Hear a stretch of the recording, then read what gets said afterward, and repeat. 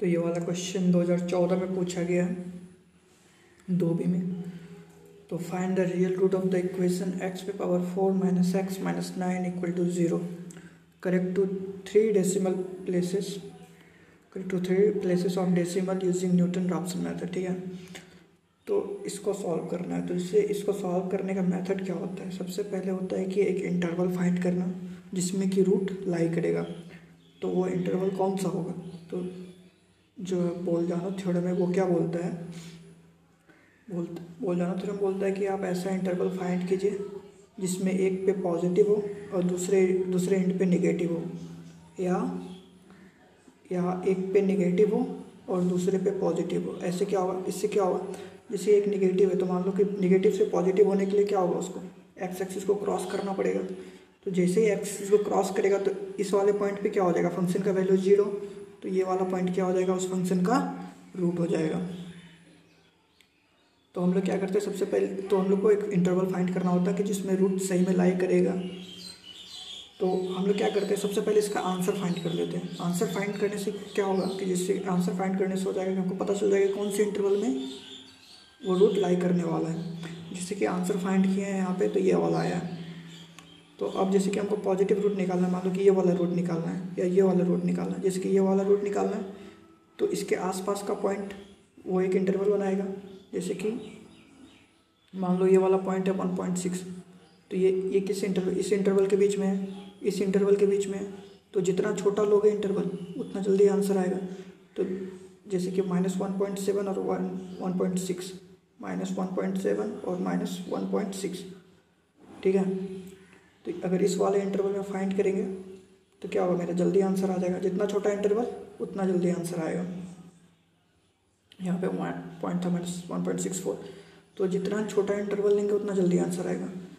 तो एक तो जब आंसर पता रहेगा तो आप इंटरवल को लेने में आपको आसानी होगा। आप अपने हिसाब से बहुत छोटा से छोटा इंटरवल ले सकते हैं। और जब आंसर पता रहता है तो गलत होने का चांस भी बहुत कम होता है। तो ये क्वेश्चन था। तो सबसे पहले इसका आंसर फाइंड करें। तो देखो आंसर कैसे फाइंड करेंगे। तो सबसे पहले आप कैलकुलेटर में जाइए, ये वाला एक्सप्रेशन को टाइप कीजिए। टाइप करने के बाद क्या है? शिफ्ट का बटन दबाइए, उसके बाद CLC का बटन दबाइए, तो आपका आंसर आ जाएगा। तो आंसर आ गया। अब इस आंसर में क्या है कि जहाँ आई लगा हुआ है वो तो इमेजिनरी रूट हो गया, और जहाँ नहीं लगा हुआ है वो रियल रूट हुआ। तो यहाँ पे 4 रूट दिख रहा है, पावर 4 है तो 4 रूट होगा, जिसमें क्या है 2 इमेजिनरी है और 2 रियल है। तो आंसर पता चल गया आपको। अब देखिए, जब आंसर आपको पता चल गया तो मान क्या लेते हैं कि जैसे कि इसके आसपास का पॉइंट चूज़ करते हैं। तो जैसे कि -1.6 और -1.6, एक पे क्या है? पॉजिटिव है और एक पे नेगेटिव है। तो भैया आपको पता कैसे चलेगा कि यहाँ पे कितना वैल्यू है, यहाँ पे कितना आया है? तो आप क्या कीजिए, कैलकुलेटर में ये वाला फंक्शन पुट कीजिए। उसके बाद CLC का बटन होता है वहाँ पे, उस बटन को दबाइएगा। बटन दबाने के बाद पूछेगा x बराबर कितना।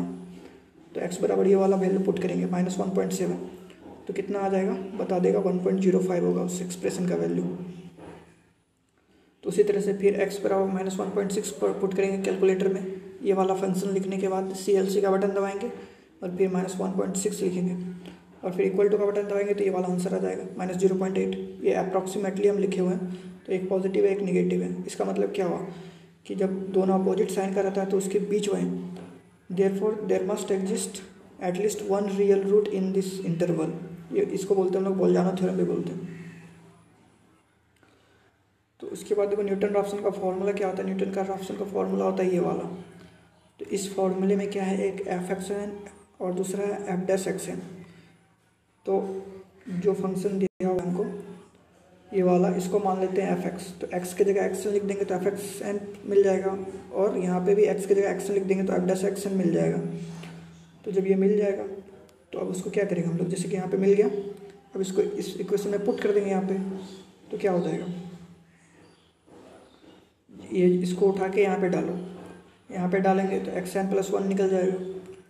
तो xn+1 कितना निकला? ये वाला निकला। अब बारी बारी से क्या करेंगे? n बराबर 0 1 2 3 पुट करेंगे। जैसे 0 पुट करेंगे यहाँ तो यहाँ पे 0+1 x1 मिलेगा।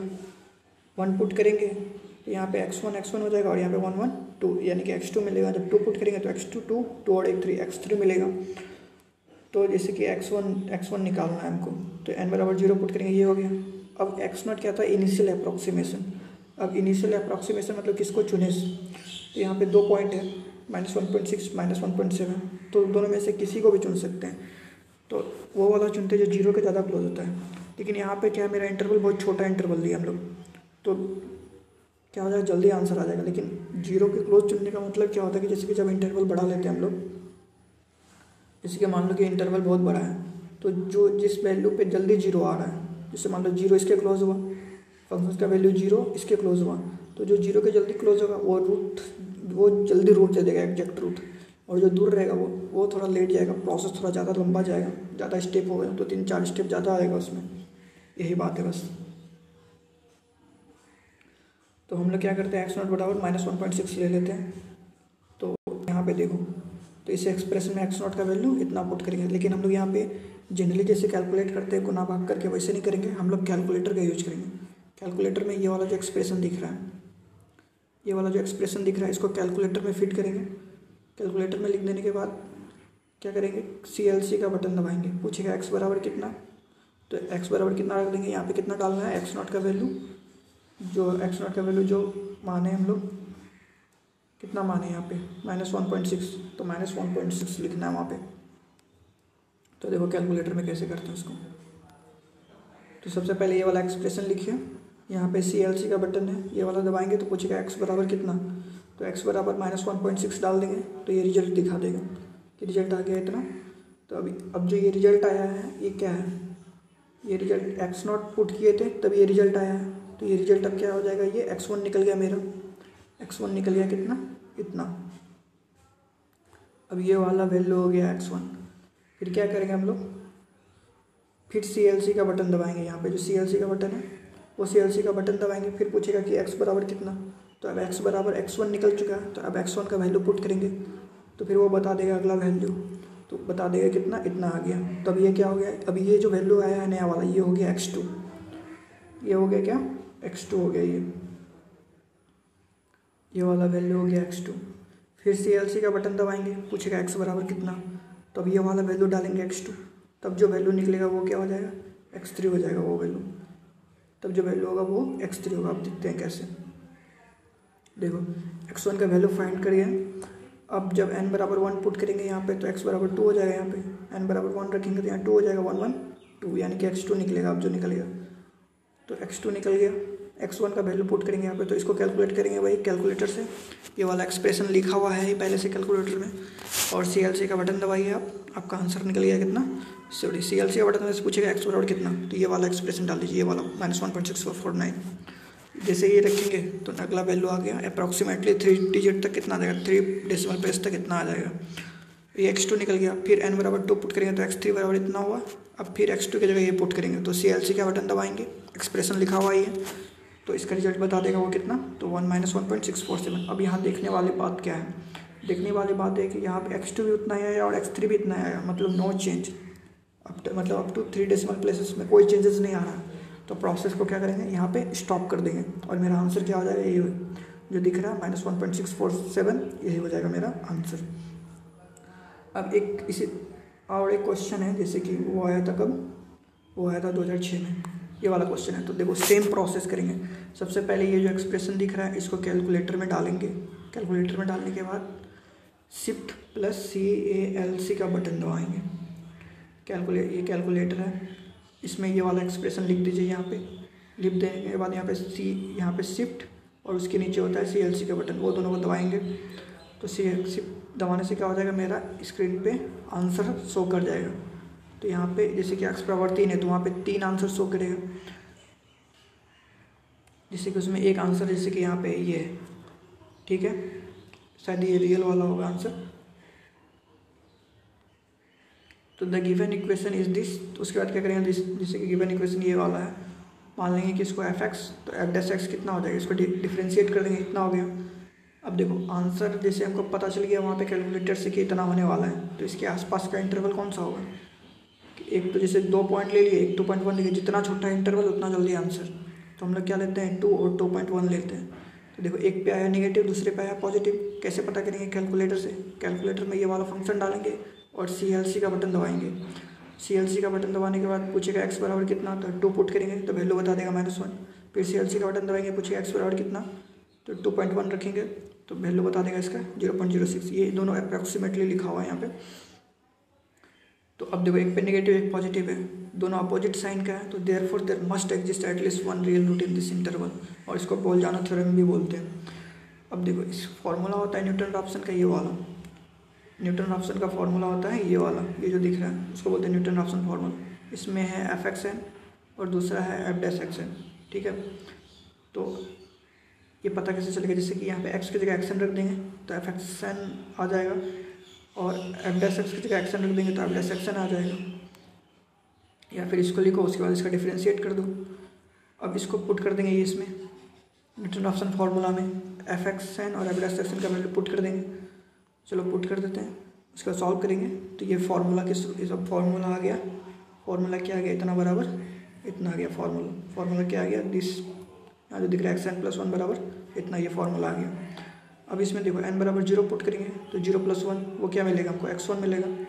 1 पुट करेंगे तो 1 + 1 क्या मिलेगा हमको, x2 मिलेगा। तो जिससे x1 निकालते हैं तो n बराबर 0 पुट किए।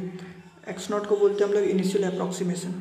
अब देखो यहाँ पे 2 और 2.1 में से किसी को भी ले सकते हैं, लेकिन कहा जाता है कि जब इंटरवल बड़ा होता है तो वो वाला ले लीजिए जिस वो वाला वैल्यू चूज करते हैं x का, जहाँ पे जो है फंक्शन का वैल्यू 0 के ज़्यादा क्लोज हो। अब यहाँ पे देखो इंटरवल बहुत छोटा है तो आप कोई भी ले सकते हैं, फिर भी हम लोग क्या लेंगे, जो 0 के ज़्यादा क्लोज है, यानी कि 2.1 लेंगे यहाँ पे। तो हम लोग x0 का वैल्यू लेंगे 2.1, यहाँ पे पुट करेंगे तो x1 का वैल्यू आ जाएगा, कितना आ जाएगा। अब इसको कैलकुलेट करेंगे कैसे, वही कैलकुलेटर से कैलकुलेट करेंगे। कैलकुलेटर से कैसे कैलकुलेट करेंगे, तो कैलकुलेटर से कैसे जैसे कि कैलकुलेटर है उसमें ये वाला फंक्शन डाल देंगे, ये वाला फंक्शन लिख दिए यहाँ पे जैसे मान लो। उसके बाद CLC का बटन यहाँ पे रहता है, दबाएंगे। पूछिए x बराबर कितना, तो x बराबर x0 का वैल्यू लिख देंगे 2.1, तो आंसर बता देगा कितना 2.094। अब ये x1 की तरह काम कर रहा है। फिर जो एक्सप्रेशन लिखा हुआ है कैलकुलेटर में वैसे ही CLC का बटन दबाएंगे, पूछिए x बराबर कितना, तो ये वाला वैल्यू डालेंगे तो x2 निकल जाएगा। अब देखो जैसे कि x2 चाहिए तो हमको क्या पुट करना पड़ेगा, यहाँ पे n बराबर 1 पुट करना पड़ेगा। तो 1 पुट करेंगे तो ये एक्सप्रेशन होगा, और x0 का वैल्यू ये है, ये वाला वैल्यू इसमें डाल देंगे तो x2 निकल जाएगा। तो देखो x2 और x1 क्या है, दोनों सेम ही है, तो प्रोसेस यहाँ पे स्टॉप कर देंगे। 3 प्लेस तक क्या सेम है, तो प्रोसेस हो गया स्टॉप, और मेरा आंसर जो आया है यही हो जाएगा आंसर। तो 2.094 is the root of the equation x³ - 2x - 5 = 0।